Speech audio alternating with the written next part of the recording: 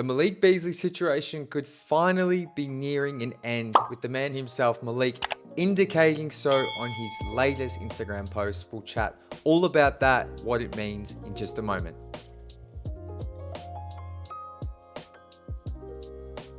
About 2 days ago, Malik Beasley, who's pretty active on Instagram and socials all around, posted a photo of himself looking to the sky with the caption, "Step into my world where we don't listen to the outside noise, where we don't quit, where we live to the fullest, not giving a about anything that's not important to us.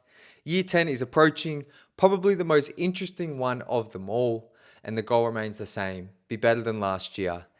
And where he signed off with this is the reason we're making this video. And he said, "My decision is near," eye emojis. And you would have seen that on the thumbnail. And this is the best indication we've got that some form of decision is close.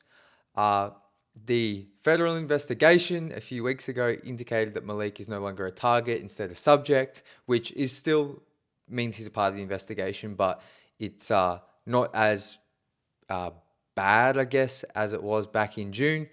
But this just leads us to believe a decision must be near. Like I said, Malik's very active on social. So he's someone who posts a lot, and he's someone who is quite positive with his posts, and especially throughout this situation has constantly been positive. But I don't think I've seen him say anything about a decision being near. I think it's pretty safe to assume he's alluding to where he's going to play next season. As you can see on the right here, in recent weeks, we've had reports that the Knicks, Cavs, Pistons, and Timberwolves are all interested in Malik. There was, now just to quickly refresh you, the Pistons are the only team of those four that can offer more than the vet minimum. They can offer him $7.2 million for this season. They can offer him longer, but you would assume Malik's going to sign a 1-year deal and look to get a bigger deal next summer when hopefully the investigation's fully wrapped up. But one thing important to note of those four teams, so the Knicks, I think, could be out of the running for Malik because they re-signed today Landry Shamet to a minimum, I assume, but that Shamet spot is kind of where Malik would have been in their rotation, because their starting five would be Brunson, Bridges, OG, I assume Josh Hart. Maybe they're going to go Mitch Robinson and Cat, but that would mean off the bench you have either one of Hart or Robinson. They got Jordan Clarkson. They have they signed Yabusele. Yeah, I probably pronounced that wrong. And they also have, who's the other point guard they have? He's like a third or fourth year player. Slipping my mind. But basically, Landry Shamet is probably the 9th to 10th man in that rotation and plays shooting guard, which is, I'm not saying Malik would be the 9th man in their rotation, but he would be coming off the bench, and, that's his spot. So I feel like it's safe to say the Knicks could be out on Malik. So that kind of leaves the Cavs, who desperately need someone to replace Max Strus, who's out with a foot injury for a few months at least. So that's devastating to their spacing and what they have on the wing. And while Malik's a little bit smaller, he's a better shooter, and they desperately need shooting to make their front court work well with their back court because of the lack of shooting in that front court. Even though Evan Mobley's shooting a little bit more, they desperately need shooting on the wing. So I would say it's between the Pistons, where we know Malik moved back to Detroit and paid all his outstanding rent of around $38,000 last week. So it's interesting. My stance the whole time has been, if Trajan Langdon is comfortable bringing back Malik to this team, it'll be because he doesn't see the investigation as too much of a distraction, or the investigation's wrapped up. And as purely from a basketball standpoint, I'm not worried about Malik coming in and potentially taking minutes and that congesting the rotation, because you would have 10 players who would expect at least 20 minutes a game. I just think, if the Pistons, without Malik Beasley on this roster, there is quite a huge reliance on Duncan Robinson to not only be a great shooter, but be available for every game. Because if you take him out, I'm not sure who your volume 3-point shooter is. We could say it's Jaden Ivey, and hopefully he takes that leap. But last season they had Beasley and THJ. And because the Pistons' young core, as talented as they are and as athletic as they are, and as much as I love all of them, Cade's on the ball too much to be an off-ball spacing guy. Ivy, I think, is proving that, but JI, you don't want him just being a spacer. You want him attacking and creating as well. So last season they had Malik and THJ. Now Malik played, I think, all 82 or 81. So you never really had this big issue, but if THJ was out, we always had Malik. And I'm a little bit concerned that if we don't bring back Malik, and if we don't sign like another knockdown shooter, I guess you could say it's Chaz Lanier, but I don't know if I want to rely on a rookie at this stage of what the Pistons are aiming for in terms of being a playoff team and a top 5, top 4 team. I'm not sure you want to rely on a rookie, even though he's a bit older. That's why I want Malik back. I think Malik would be incredible. We saw recently he's in Rome, and he linked up with JD and Cade, who are also there, so they seem to be all good.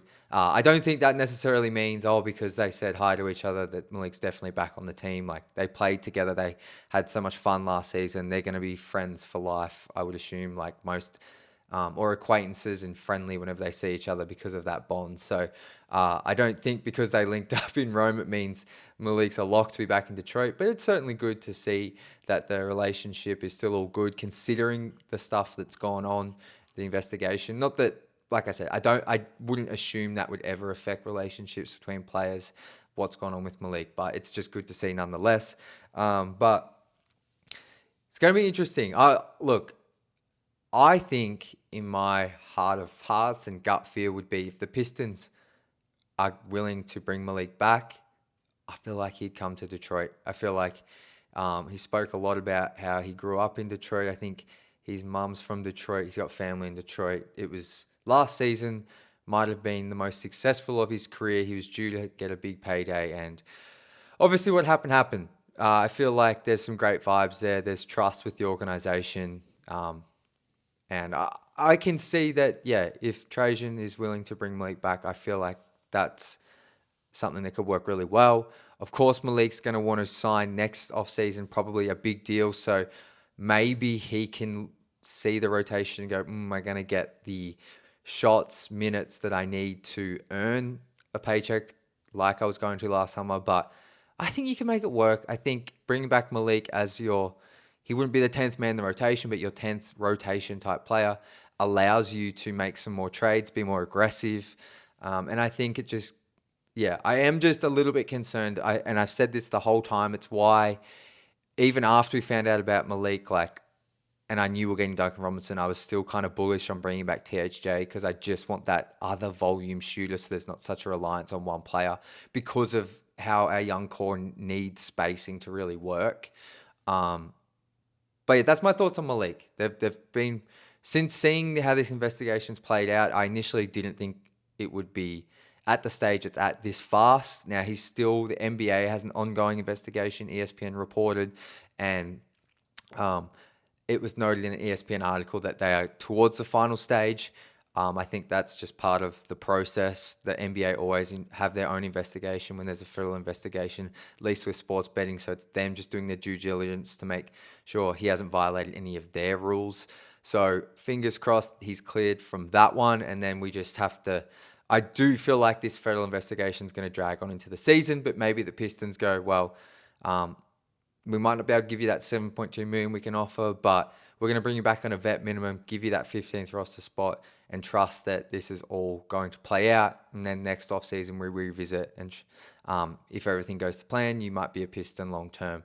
I would be cool with that. So let me know your thoughts in the comments. That's basically all we've got for the moment. Like I said, we're about, I want to say 3 weeks away from training camp, probably. Media days normally around October 1st, and then the preseason hoops I think kicks off on October 5th, 6th or 7th. So we're nearly there, Pistons fans. I appreciate all your support, especially throughout the off season. But until next time, as always, go Pistons.